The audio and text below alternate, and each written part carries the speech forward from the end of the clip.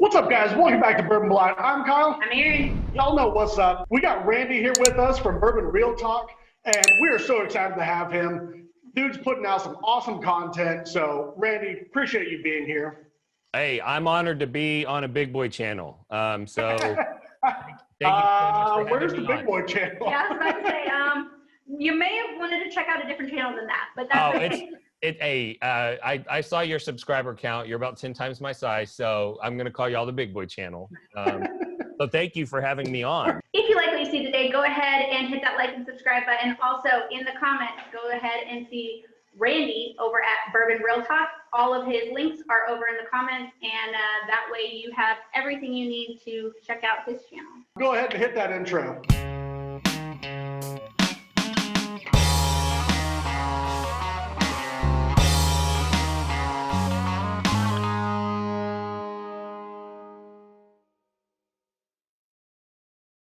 So you guys know what's up. We taste bourbon blind. We don't know what it is. We give it a price tag and we'd be willing to pay for a bottle without that hype of the label, because let's face it, Randy, you know, there is some real hype out there that there's some bottles that they're got a lot of hype or they're really expensive, and sometimes they're just not worth it. The juice isn't there. Sometimes it's not. So we sent Randy over 4 samples. He was kind enough to send us 5 samples. And so we're going to go ahead and taste through these blind and probably make a fool of ourselves, because, you know, that's what we do. And you're always speaking the truth. I mean, if the bottle's bad, the bottle's bad. I mean, maybe it's an off bottle, maybe it's just the juice sucks. And if it's good, it's good. And, you know, there's that too. Sometimes it's a $9 bottle of swill that turns out it's not bad at all. So Exactly. Well, I do have your vials here. Okay. And I went ahead and I opened them up. You put some Teflon tape on it, and I pulled that off so that I could easily pour it. I didn't realize that the box opening ceremony was part of the video, but the way that you had that box taped up, y'all wouldn't have wanted to see me cut into it, because it took me a minute to figure it out. So I'm going to go ahead and pour these. Should I be tasting these all against each other? Was that your intention? There is no theme. There's no theme. Okay. So I did put them in there, proof lowest to highest. Okay. Just, you know, for continuity's sake, I guess you could say, for tasting sake. Gotcha. But yeah, other than that, there's, you know, most people like to go low to high proof, so I did that. And yeah, like I said, if you want to do that, cool. If you want to go another way, have at it. All right. And so what I like to do when I'm doing a tasting like this, I'm going to guess that second one's DICKEL. And what I like to do is I like to smell things back and forth, and then smell things in a different order, so there's not any residual effect on my olfactory system from the previous smell. Absolutely. And, you know, then sip and smell. Hold on. That's interesting. There's something funky on that number 2. So can I just kind of call out what I'm experiencing? Absolutely. As I go? That's the way to do it. Absolutely. Okay, so let me.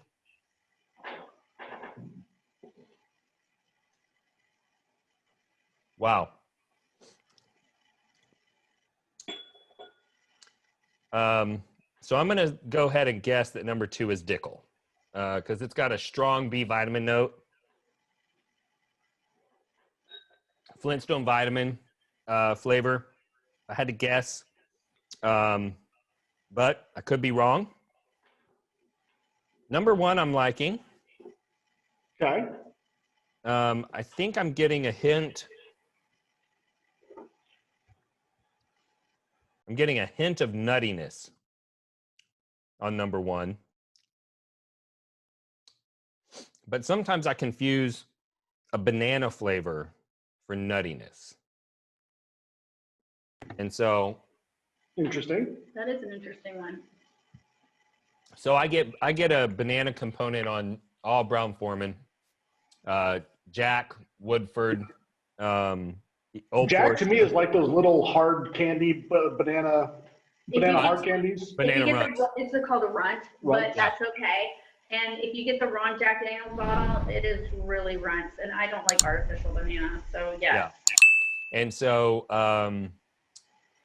so there's something in there. So I actually have a funny story. So I was doing a lot of live reviews, blind. Well, not blind, but they were just live reviews. Fresh crack, boom. These are my thoughts. And apparently a few times in a row, I mentioned that I tasted bananas, and it kind of caught on. And then everyone just started globbing on in the local whiskey community. Every time they saw me, they said something about bananas. They were sending me banana memes. They were taking screen grabs from my videos and making banana memes out of them. And so word kind of got around, and I interviewed David Whitmer from MGPI. And when I interviewed him at the end, he's like, I have a gift for you. And I open it up, and it's a bag of banana runts. So I've been thoroughly roasted for about your bananas. Yeah. But what you're saying makes complete sense. I mean, when you got the Old Foresters and you got the Jack Daniels in the 1792s, it's all bananas. It's that brown Foreman yeast. Well, 1792 is Sazerac, but still I don't care. It's still bananas. I get a little bit more, and I did interview Danny Kahn, and I asked him about it, and he's like, yeah, our whiskey definitely has a banana component to it. I get a lot of medicinal cherry too, which, so this number one, I don't hate it. It's decent whiskey. It's a little bit light for me, and I'm thinking it's either a lower proof brown Foreman, like maybe like a 1890 or 1897 Old Forester, maybe a Woodford, possibly a Jack, but there's something else that's making me think it might be Heaven Hill, because there's a little bit of a nuttiness to it as well. Okay. So it's kind of coming across to me as maybe even an Elijah Craig. Something like that. So I'm going to call that either one of the Brown Foremans or Elijah Craig, getting some nuttiness, a little bit of banana. On number 3,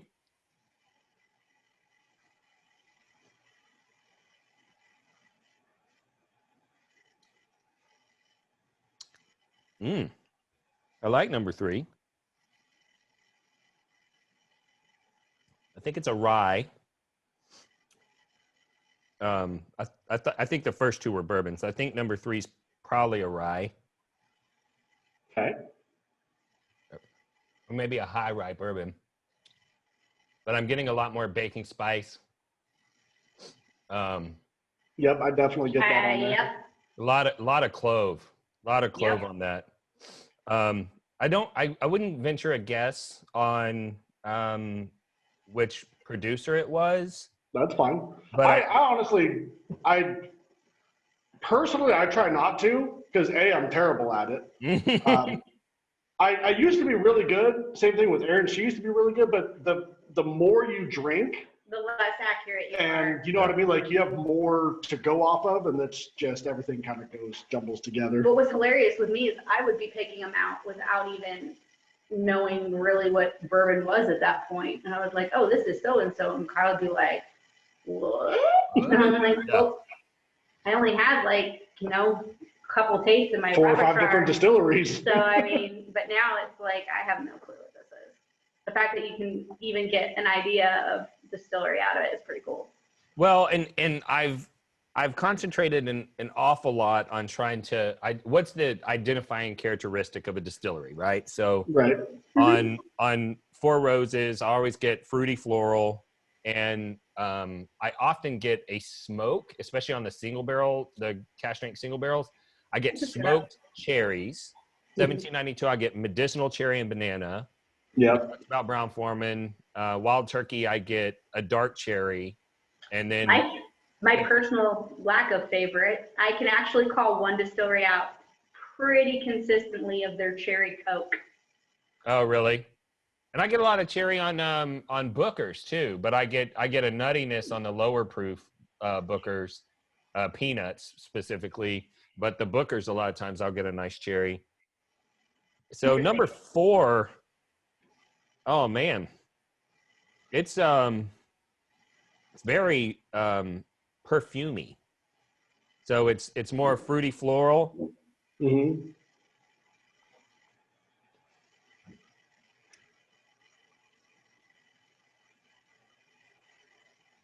Okay. There's a sweetness on the mid palate. Mm-hmm. It makes me think that it's either a toasted barrel finish, but more likely it might be a corn whiskey, or at least a bourbon that's very corn forward. Okay. I'm gonna say you're on the Wrong. Yeah, you're not wrong, but also I mean, it's in that general direction. Hold on. It's towards that general direction. Oh, that's light whiskey. Okay. That's definitely light whiskey. I think it might be MGP light whiskey. Okay. I get this blueberry note on Texas, like blue corn whiskeys. Right.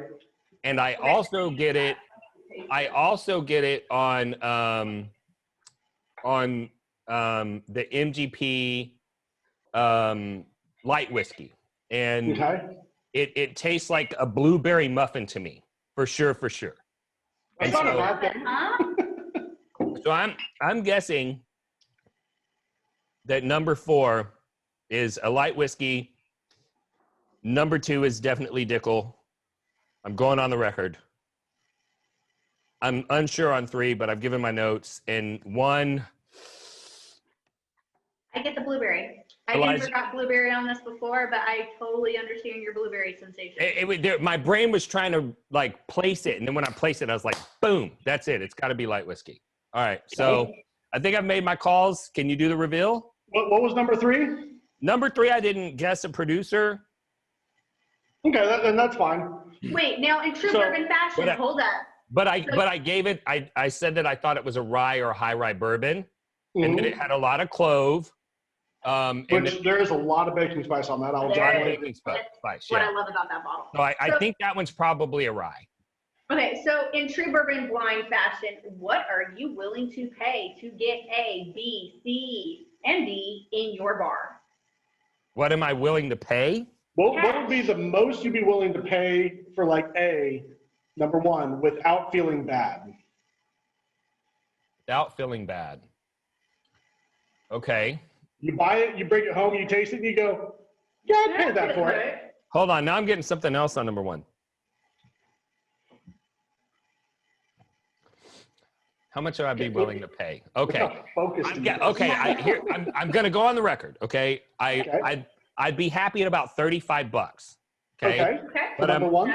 I'm also going to say I'm starting to taste some evidence of maybe a higher age that's been proofed down more than it should have been. Okay. So this is starting to taste a little bit like the 17-year Master's Keep that came out like 4 years ago. That's great. There was like a whatever, $190, $180. Right. There's a little bit of extra oak in this, but I'm going to say $35. I feel like if it was in that Elijah Craig range, I'd be happy with it. If it's one of the super high end ones that has high age, I'd be unhappy at $180. So, all right, so number 2. Hold on. My question now is, do you want to see the bottles as actually? Yeah, why don't we release them? So you said $35. So our first bottle. Are you ready? Okay. All right. I'm not mad. Hill, green label. I said I thought it was Heaven Hill, so I'm not mad at myself for that. Nope. You were definitely on the right track. And if I remember correctly, Kyle, what is the cost on this? Like $12. Yeah. If you can get it, because isn't this the one that's been retired? No, it's Kentucky only though. That's the white label retired. Yes. Gotcha. So $12. You said 35. I would say that's a win. That's a win. Yeah. So there we go. I'm glad that I was at least one of my guesses was Heaven Hill, so that's not terrible. No, not at all. Not at all. Number 2, you were really confident on DICKEL, like right out of the gate. Yeah, so I think it's DICKEL, and I just wouldn't buy it. Okay.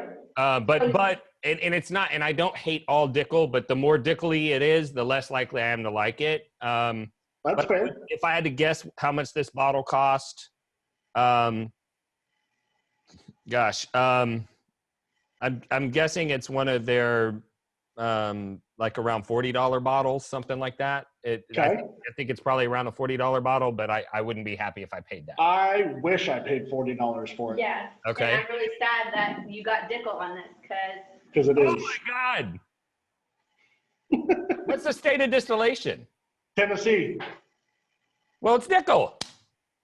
It is. I didn't realize that. And the cost on it was $179. Oh, bro. Hey, when Smooth Ambler switched to Tennessee a few years ago, I did the same thing. Someone was like, I have a 13-year, Smooth Ambler, and I'd been drinking all these 10, 11, and 12-year Smooth And you're like, Amblers. yes. And yes, I was like, yes. it. And he's like, 110. And I was like, all day. And then I get home, and someone's like, have you tasted that? And I was like, no. And they're like, it's DICKEL. And I was like, son of a biscuit. So I did the same thing with this one. I saw it, and I was like, yes. Yeah. And I picked it up, and I was like, I got it home, and I was like, oh, all right. And I personally have no problem with DICKEL. I like a lot of their products. I don't get that vitamin flavor. She does. I do. But at $180, $200, whatever, like the 11 and 13-year bottled and bond for $40, for me, it's a no-brainer. I like it. So on number 3, I've got to venture a guess as to price. This is usually a fan favorite. You're influencing him. Shush your mouth. I'm gonna go 45. And I'm gonna guess it's Pikesville since you said it's a fan favorite. I didn't say it was a fan favorite. I would not influence. It is a bourbon, not a rye. I don't It is. influence flavors. This guy's not used to doing this stuff blind and doing like all the things. He's just used to being able to drink and call it. So he's influencing you right now. And that's All right. Well, I thought it was a rye from the get-go, so I missed it. $45 is what I guessed. Yeah. It is a lot of baking spice. There really is a lot of baking spice on the 4-gate. And this is batch number 3. It is absolutely, if you like that baking spice, this is where it's at. I get 9-year, 9-month Kentucky straight bourbon whiskey. I love it. 114.9 proof. As you can see, I love it. Do we have any idea what the mash bill is on that? How high the rye? No. Rumor was that it was turkey, and I talked to DJ over at Rivered 101, and he said he talked to Eddie, and it does not gobble. There's no way that's turkey. That doesn't sound like turkey at all. Yeah, I would think. Beyond that, no one knows. All right. Well, so far I'm not killing it. All right. So let's see. On number 4, I got to venture a price. Yes. So blueberry.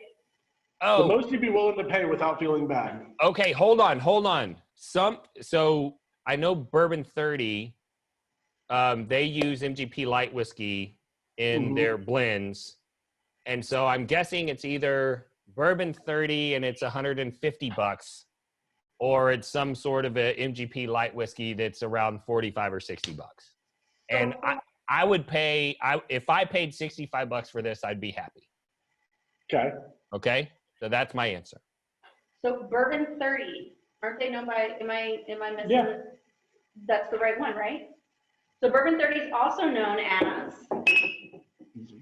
I break the bottle, JD Mattingly. And you got it. You nailed it. Okay. And it is 11-year light whiskey? There's an age statement on it. 12-year light whiskey, something like that? All right. So I called Heaven Hill. I called the DICKEL, and I called the MGP light whiskey. You did. I mean, I screwed the pooch on the 4-gate, but I've never even heard of that. So that's okay. That's not a terrible outcome. I thought it was going to be way, way more off.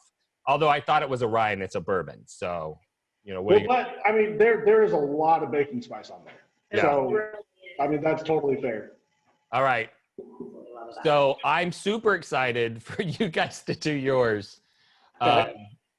Because we went in a completely different direction with our selections. Ooh.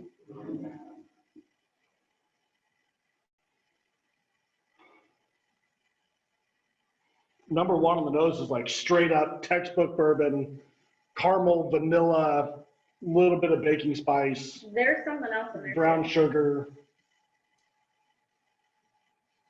I want to say either pears. I mean, yes, everything you just said was absolutely 100% correct, but there is something else fruity in there. Maybe a hint of banana or pears, and it's not like banana runts, thank God. But I don't get the brown foreman banana on that. no, it's not brown foreman. There's something there. It's either pears or bananas or Choose a fruity. little bit more spicy. I'm realizing how hard it is for you guys to not comment as you hear the other person give tasting notes. You know, there's stuff that you're saying, and I'm like, I want to. There's a cream brulee on number B. Creme brulee, okay. There's a creamy, and I'm getting fruit on this one too, so I'm hoping to God it's not my nose. But like cream brulee, burnt sugar, creamy. I tried one. Okay, we're gonna just taste them, and that might actually clear my nose up some. I was gonna Yeah. start and then And maybe we should give price ranges before we go through them all and then get lost. so number one, I almost get like a dustiness aspect to it. And a spicy finish. Yeah, And not like spicy in the sense of like hot, but like a, like I an want to say like earthy- a chili peppery, not but not, how to explain it? Like a chili pepper that you like to taste, not like a super, super spicy, but like it's got like a spicy flavor to it, like chili pepper spicy, but not that to that extent. Not cinnamon, it's not clove, it's not nutmeg, it's not, but it's spicy. It's like a earth spice. There's an earthiness there. Okay, well, I could be wrong. I like it. Do you want to give a price on it? Say 45, 50 bucks. That's about where I'd be at. It's I would definitely be happy with that. I don't think I'd be happy if I was spending $60 on it. might do 60, but I'm really curious by this one because like I totally got fruit on the mouth.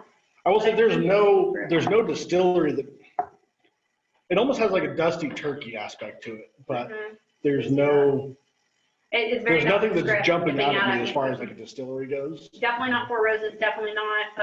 It's definitely not Jim Beam. There's no nuts. There's I no. don't think it's Four Roses. Definitely not. I'm definitely not Four Roses. Maybe turkey. Maybe a Heaven Hill. I don't know. We'll figure it out. How much are you on at 50? I could do 60 on that. 60? Okay. Do we want to see them as we go? I think that would be kind of cool. Are you willing to be? Well, is there a theme to this? Let's go through the first three, Okay, and then I want to know what your favorite of the first three are, got it. Okay. and then we'll do the reveal. Okay, we can do that. Yeah, this one's definitely a little more fruitier than A. More spicy on the palate though. So I'm There's just like a creme brulee aspect to it. I'm curious, and I'll ask you this after you try the third one. But so far, do you like A or B more? I don't know. I'm I kind of am equal with both of them. I mean, they're both very similar. And I know that's not something I usually like to say, but there's nothing earth spicy on it. Like it's an herb and I can't pinpoint it, and it's not anything that I'm in this one at like 45, 50 bucks too. I mean, I'd be perfectly content with either one of them. Would I be able to tell the one A or B versus each other? I don't think so. I think I like A just a little bit more. Mm-hmm. B has more flavor, Mm-hmm. but A has a little more of what I like. Does that make sense? I Okay. was gonna actually go maybe in a little bit. I mean, we're talking like this, but it might be like this. A's back, I call it back, and the A's finish was a lot more hot for me, and not hot in ethanol hot, but like spicy hot. Yeah. B's a little bit more milder, but has more upfront flavor, I guess. So I'm perfectly content to spend 45 or 50 bucks on either one of these, and it's apples to green apples to red apples. Okay. Yeah, like they're just different. You know what I mean? Like it's hard to say one's better than the other. They're just different. Like I'm very confused. I should have been smelling that. Kyle would still live in that glass. I can already tell the look on his face. oh. Three's nose is Spot on. yeah. That's good to know. Okay, so you can get your nose out of it, and you're gonna taste it too on top of it. You brat. Okay, so there's hot. So you can't just tell it spot on. There's a little bit of cherry. I'm not fully convinced this might not be something I might not like. There's some cherry and oak. There's and vanilla-y, but just a hint of vanilla, not much. But it's mostly cherry. There's like and maybe a funk. A wood aspect to it. And I don't want to say like oak, like a mossy. Yes. Like a funk. Yes. Because I was thinking like a fresh oak, but I think mossy oak is more. And that's at least like when I first smelled this, I was like, all I got was the cherry, and I'm like, oh God, please don't. Not that there's anything wrong with Buffalo Trace, but we all know how much I hate it. So, all right, let's get into it. Okay.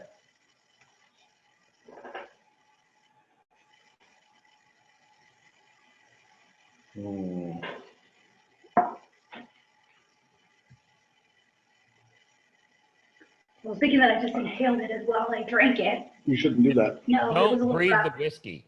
I did. I say And it it all. hit like right up in my mouth, but it is not Buffalo Trace. I can tell you that right now. Okay. That's a good thing after I inhaled it. There's this creamy aspect to There it. really That's is. like a custard, and I like it. I wish I hadn't breathed when I was swallowing. Apparently I haven't learned that trick in school. Do you have water? You're I gonna do. need water. Yeah. I get like a star anise, Yes. Okay. like an anise flavor. You hit that one right. Well, I want to say yes, but then I'm like, but the licorice isn't there that you get in star anise. Is it? Like the spicy aspect of, Yes, of it. but no Like, licorice. No. Aaron, do you like it? Mhm. Okay. I'm in this. I'd say 60 to 75. I'd say yeah, 70 to 80 bucks, easy. Maybe I should say 65 to 75. That's a little bit less of a range. So do you like it more than A and B? Yes. You do? And I hate to say this, Yep. this is probably because of the proof. I think the proof is on C, that's not on B and A. Okay. And so I'm curious how wrong I am. Okay. Are y'all done giving your tasting notes on 1, 2, and 3? I think we are. Yes. I think Okay. we're both in it on 45 to 50 on A and B, and then Full sentence. C is probably, Kyle said 75 to 80, and I think I'm in it at 65 to 70. All right, Aaron, I want you to pick up glass 3 and smell it again and tell me if you get any green olive juice. Actually, when I tasted that, I was like, why am I getting this flavor? I'm not saying it out loud. So yes, I was thinking it when I tasted it, and I actually was like, maybe it's because I inhaled it, and I was like, why am I getting olives? So, but yes, I did get that. It's funny you said that, because I was like, I could say this, but I'm thinking that because I inhaled at the wrong moment that I got that, but that's what took it's like a vinegary. Yeah, Like, it's a little vinegary. You're gonna see why. Totally, you could hear it in my voice. I was like, oh God.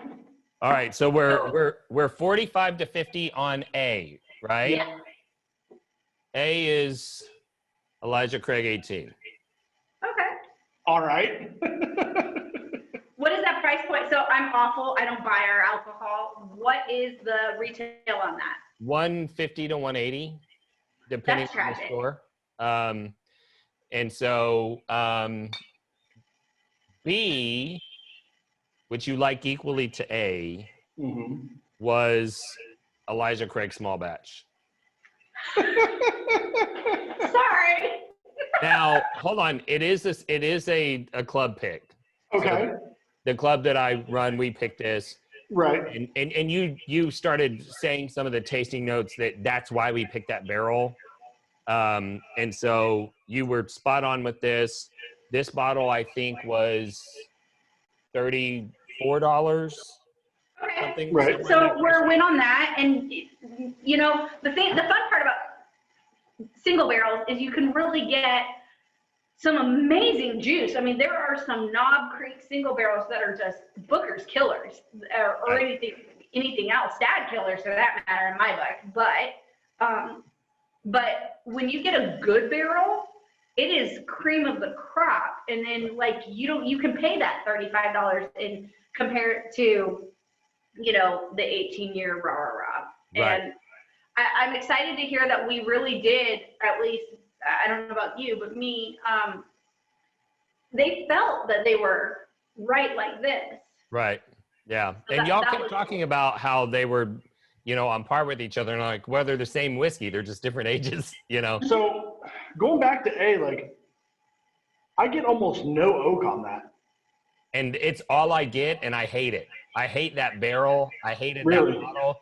And the day that I opened it, somebody had traveled to Oklahoma, and they had their drop at the same time as Texas, where I live. And I got it from Texas, and the guy that had traveled from Oklahoma brought one back from Oklahoma. So it was a completely different barrel. And we opened them up together, and his was great, and mine I didn't like at all. But I'm super sensitive to oak. And I get a little bit of that, green olive juice on that Elijah Craig 18 as well. That vinegariness, just a little bit. But are y'all ready for number 3? Y'all said 75 was your top end. 75 to 80, yeah. Try 1450 for Pappy Van Winkle 20-year. That's exciting because I didn't get cherry Coke. That made my day. So mark the time of day. I literally was so excited. So Pappy 20, I won a local raffle, got that. Retail on it was $259 because they went a little bit above MSRP. Which is fair. That's fair. I mean, it's not ridiculous. It's not. No, and the bottle's I almost wouldn't be upset with that. because I've been letting everybody and their dog try it because I hate it. I mean, I hate that. Like I won't even try. Like when I get people over for tastings, I pour them and I pour me and we drink the same thing at the same time. And they see me pouring everything. And then we get to the Pappy 20 and I don't pour it.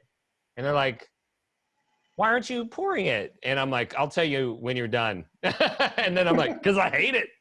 And it's so funny because people's expression's hilarious because they're like, oh, this is not, you know, they know they're drinking Pappy 20 and they're supposed to love it. And they're like, this is not. And I'm like, I hate it. And they're like, oh, thank God. I didn't like it at all.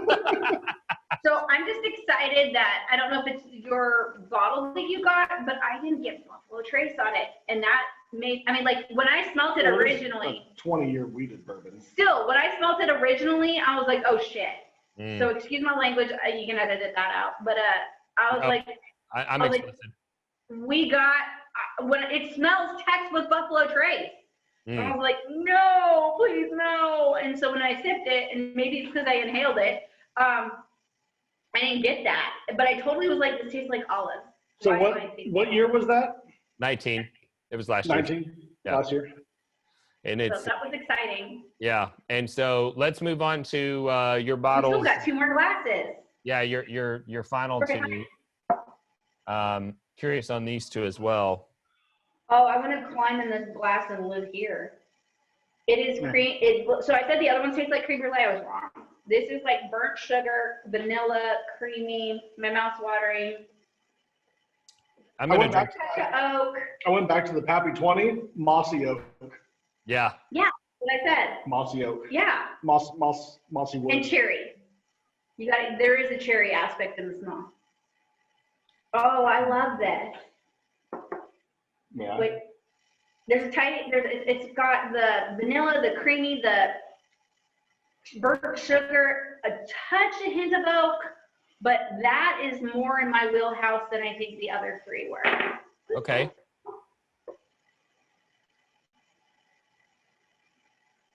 I poured that one so I could drink it with you. That good, huh? This one is very good too. 5 is darker. Yes, very much so. More, I really like that one, but this one's really good too. I'm trying to get some flavor notes on it because you saying it's good is like. Well, I know, but like.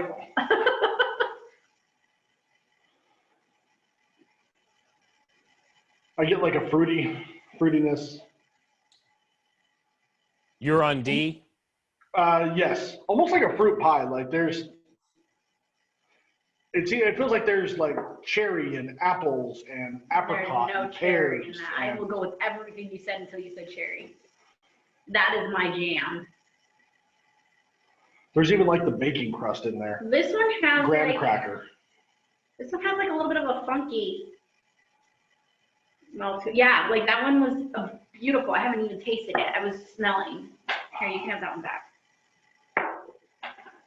Wow. Lots of baking spice. Mm-hmm. Lots of baking spice. Oh, that's good. A little bit of oakiness. Yeah, mostly bacon spice. I feel like Actually, decent amount baking of oakiness. soda. Seems like this has got like a baking soda-y. that like tingly. I like the single. This is amazing. I like this one. Mm. I'm in this at like 75 to 80 bucks.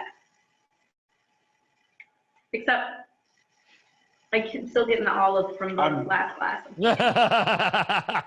Water. Yeah, but then it waters down the flavor and it's awful. I can't get water to that far back in my throat because like literally I almost snarfed it when I inhaled. I was doing a review of a cash strength whiskey one time and it was Oh, I'm live sorry. and I breathed it and I did that. somehow, I don't know how, somehow I was able to suck it up and finish the recording. And then I coughed for 20 minutes when I turned off the camera. I had to leave one of we were live on a Friday night and I did the exact same thing. And I literally inhaled it, snarfed it, coughed it up, thought I was going to die. I went to the bathroom, threw up because I couldn't handle it and came back and I was like, I'm done. Sorry, you guys. That's the end of this. And yeah, so I've been there. The fact that you were able to keep on going, you're a trooper. Yeah, and there was another like really experienced guy in the whiskey community that sent me a text message because he had my cell phone number and he's like, I don't know how you did that. That was amazing. Like I would have turned the camera off. I feel like D is something really good. E's got like oak, apple, some more funk. E is weird. I'm really curious on what's E. I wouldn't be in on it more than 4. I could see why people would like it. It's got like some really dark fruits and really dark like smells to it. Ooh. I feel like E might be a rye, like a well-aged rye. That might be why it's so funky. Because I'm trying to think of it as a bourbon. That minty. Spearminty, dilly weirdness. Yeah, I could see that. Or maybe you're influenced. It reminds me of the Lock, Stock, and Barrel 18-year. Okay. I did not like that one, so yeah, that would make sense. Like almost like that Canadian rye. Okay. I don't give E high reviews. I would say D. What'd you say, 80 bucks? 75 to 80 bucks. I'm in D 150, 160. I'm a cheapskate. Maybe 180. I really liked D. D has a lot going on in it. E. D has a lot going on. I think E, if I was going to label these in my least of favorites, I would say it was going to be D, C, B, A, E. So E's your least favorite. E is my least favorite out of all of these. And I would say D is my favorite. D is definitely my favorite. E. I want to like it. The smells are, smell-wise, it would be DECBA, but I'm gonna say E, $80. D, yeah. 150 maybe. Maybe I'll even go 90, like 80 to 90. I wouldn't feel bad. D is pretty damn good. I spend way more on bourbon than she does, so. Yeah. Yeah, I spend zero. I spend $0. I don't buy my bourbon. Like, I just go, what's in the cabinet? And Kyle goes, don't drink that bottle. And I'm like, anyway, watch me. Yeah. That's how it works sometimes. So we've got your selections. So you guys chose wisely. Before I do the reveal, Aaron, I'd like for you to grab glass E and smell and tell me if you get any cleaning agent like Pine Sol. I don't. You get any I pine? like gin though. I drink a good bit of, I can drink some gin, but Do you get any pine needle? Any pine? not at all. Here, No? do you get any of that? Because I don't get any of that. Now, see, I totally got the Yes. olives, but I didn't get any pine. When Yes. I taste it, all I taste is clean. Pine sap. Yeah. Pine sap. But it's What? like a bitter pine. Like it's not a good Well, I pine. get the bitter, but not the pine. It's like a bitter pine. It's not like Willet sometimes has like that I hate pine that. cone, you know. But this is like, I don't know. All right. It's, well, pine is kind of along that that mint dill path. You know what I mean? Like it's that greeny.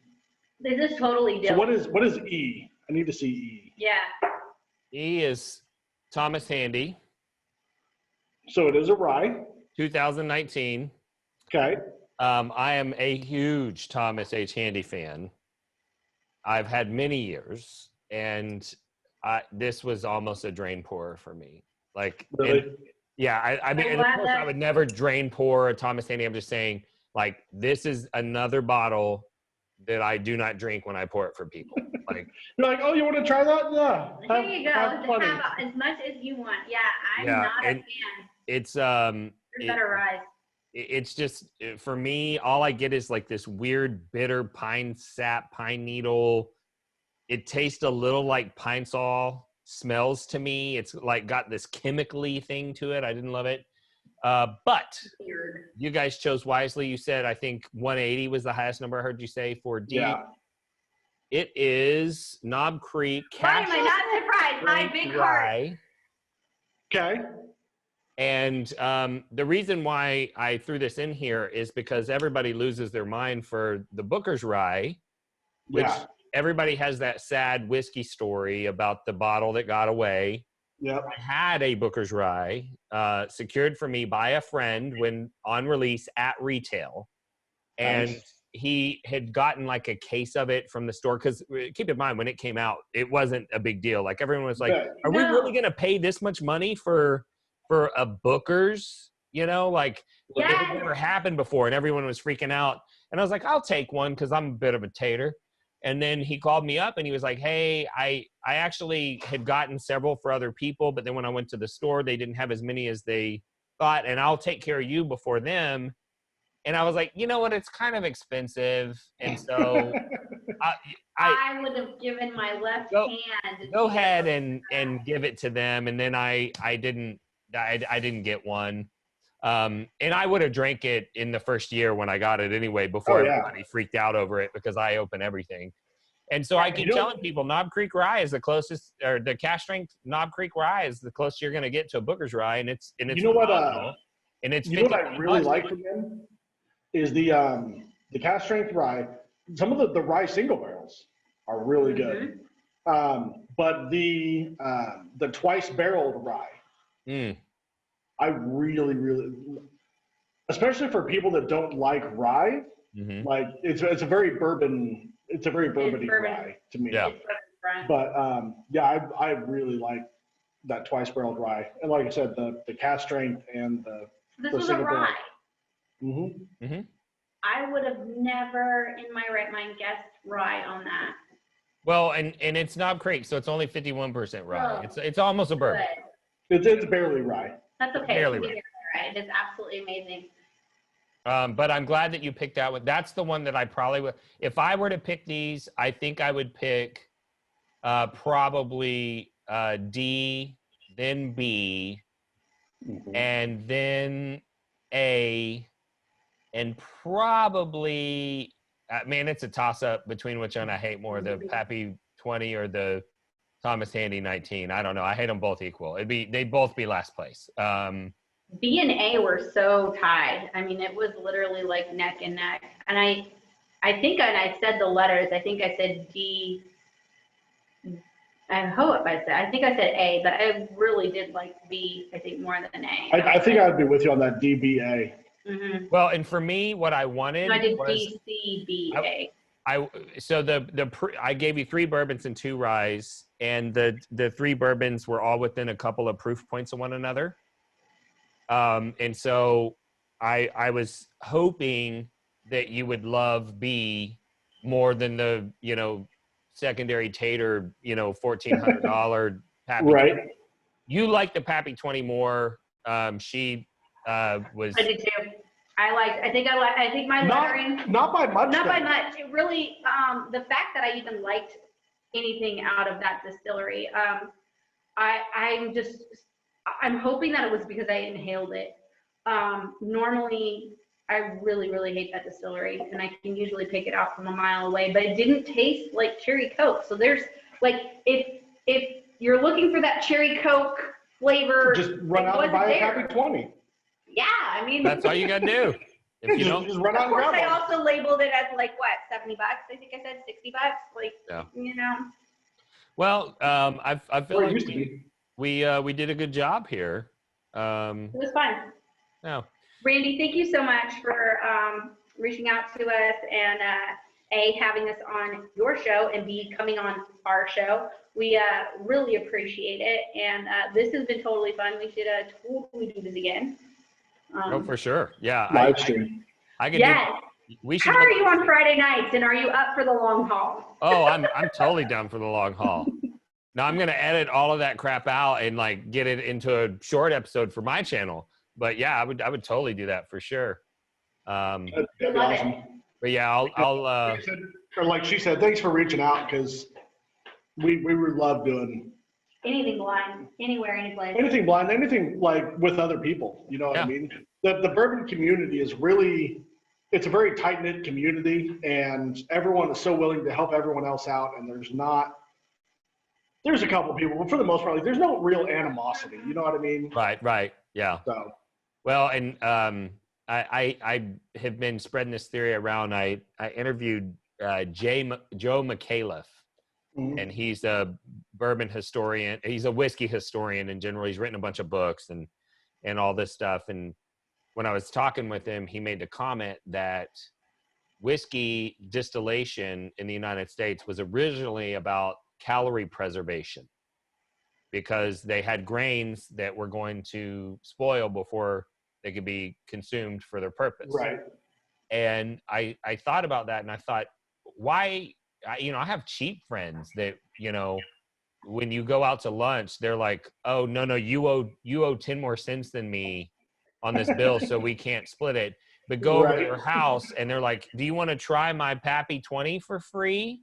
And it's like, how are these like cheap people that are normally, they seem like they only care about money, so giving when it comes to bourbon? And I have this theory that whiskey, somewhere deep down in our collective minds, we understand that it's not for us, it's for the good of humankind. We turned it into whiskey to keep the food from rotting, so that everyone would have enough calories at the end of the day, right? And because of that, we want to share it with everyone else. And I think that's what brings people together. I also want to say this comes down from all the way from the master distillers all the way down to bourbon enthusiasts. I mean, the master distillers, so you look at other industries, you see this like cutthroat, they're going to kill everyone, it's me or nothing. And then you watch the bourbon community, and when distilleries burn, warehouses die, whatever tragedy happens, you see other distillers and other brands reaching out to each other going, hey, do you need to use this? Do you want to use my rick house? Do you want to use our lines? What can we do to help you so that we can all pull together? And I think when you have master distillers and major, and we're talking huge companies, like Sazerac and Heaven Hill. Heaven Hill, Jim Four Beam, Roses. Four Roses. When these major companies are like that, it filters down all the way through down to the bottom. And if you ever have a chance to talk to any of the master distillers, and it doesn't really matter what distillery you're talking about, they're just regular people and they want to chit chat with you and they're down to earth and they're willing to have a pour with you. And if you're like, dude, I hate your shit, they're gonna be like, that's fine. Have you tried this one? And it's a total different distillery and they're perfectly content. And you're like, where else can you find that? You can't. You can't. It's an amazing industry and it brings people together. It does. Absolutely. Cheers on that. Which brings me to my tagline on Bourbon Real Talk. I always end every episode by saying the same thing. And that is, you woke up this morning and you were unsure whether or not anyone loved you. Just know that I love you and I'll see you next time on Bourbon Real Talk. Randy, thank you so much for having us on, man. We definitely appreciate it. Everyone out there, until Friday, noon Central next week, cheers. Drink wine. We want to give a huge shout out to all of our Patreon people. Absolutely thank you. You guys are freaking magical. T-shirts at Teespring, link in the description. Also, thank you to anyone who has ever supported us, whether that's either coming on a live, chit-chatting with us on a Thursday night, or if you just like to watch our episodes, we appreciate every one of you. Until Friday, noon Central next week, cheers.